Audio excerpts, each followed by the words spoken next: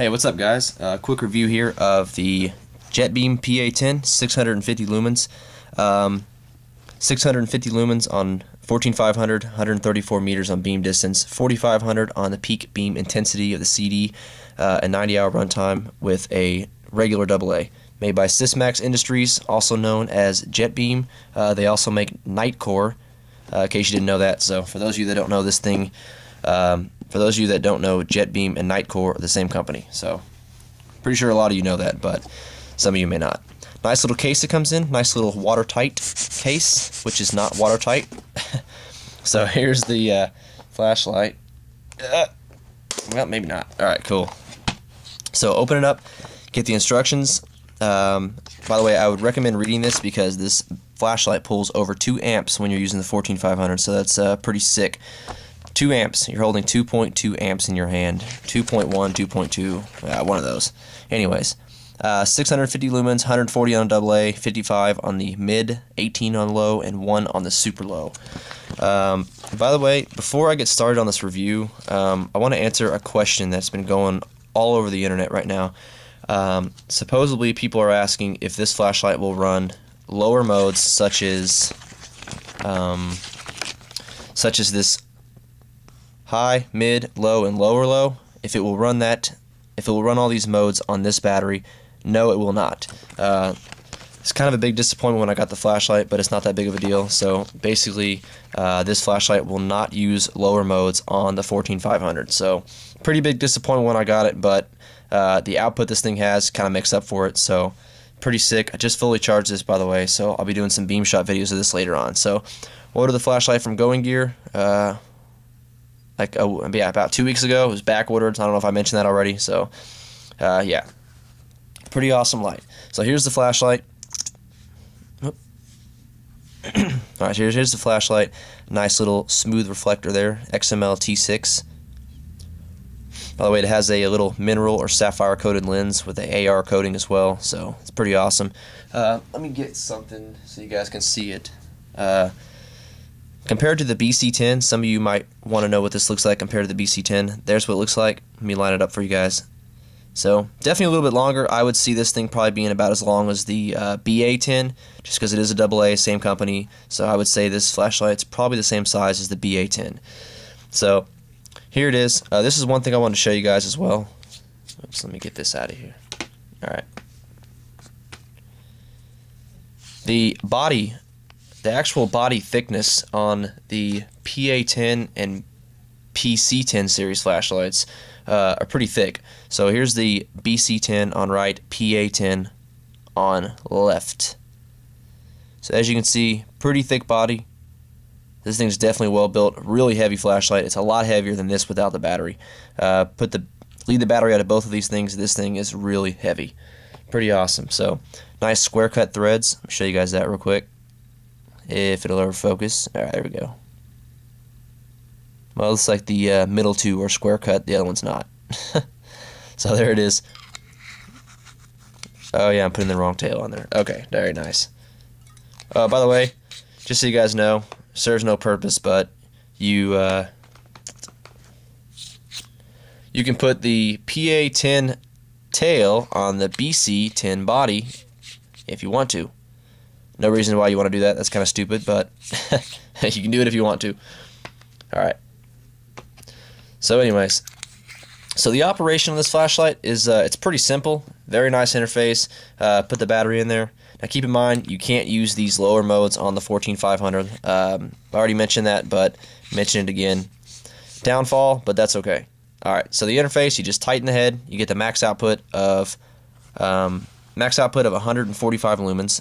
And then you just loosen the head, and it'll memorize the last mode you used. So you just lightly tap it. It's like I had it on strobe. So, by the way, the strobe is a randomizing pulsing strobe. It's pretty much a variable, kind of a different frequency. Hold on. All right, so there it is. Kind of variable strobe. Pretty awesome. By the way, touch it, and lightly touch it again. You got SOS. Lightly touch it again. You got medium, low, and super low. Looks like this flashlight uses a linear circuit board, a current adjusted circuit board, so it doesn't have the pulse width modulation you see. So if you shine it up to the camera, there you go. So it's current controlled. Pretty awesome. Really nice circuit board in this thing. Really high output. Tight in the head, of course. High output. Let me show you guys the accessories and all that stuff it comes with. Lanyard. Nice little lanyard. Got this spare O-rings boot cover. Nice little plastic wrapper here.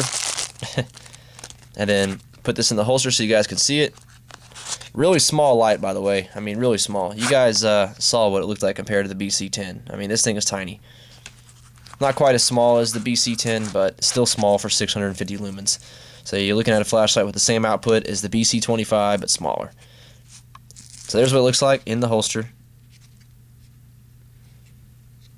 You got this little attachment point for your belt. Don't know if I mentioned this or not, but I disagree with Velcro. I don't like Velcro holsters. One of the biggest reasons is because over time these things start to wear out and doesn't really get a good seal on there. So I would kind of like it if it was one of those little snap-on ones like the D series from Eagle Tac, or a neodymium magnet or something like that where it just clicks on there. But I guess you can do that yourself if you want to. So, alright, so there's the flashlight. Let me show you what it looks like. Give you guys a nice little close-up there. The build on this flashlight's very good. The LED looks like it's pretty much perfectly centered. And then nice little gold-plated connector points there, reverse polarity. This flashlight doesn't have thermal regulation, so be really careful when using that 14500. So there it is again. Alright. Give you guys some close-ups there.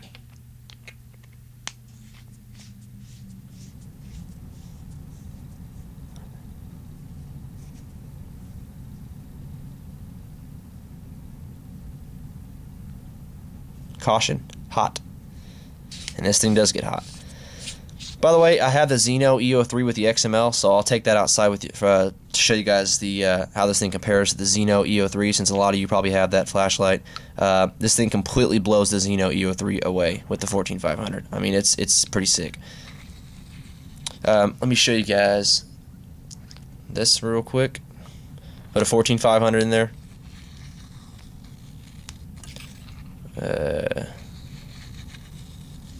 Okay, looks like it's not going to go on there. Hold on. There it goes. Alright. So with the 14500 in there, you get that super high output. This thing is extremely bright. I mean, wicked. Here, I'm going to shine up in the ceiling.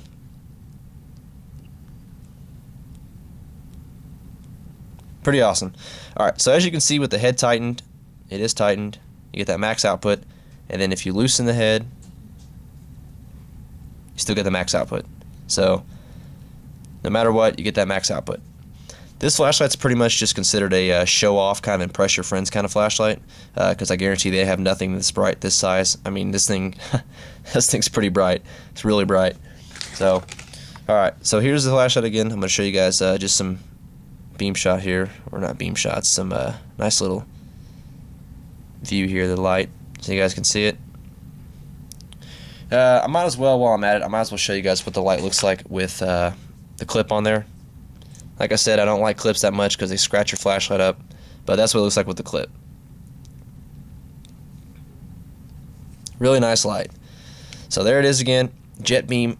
Okay, that's kind of difficult to get off. Yeah, look, I already scratched it. Alright, so Jetbeam PA10.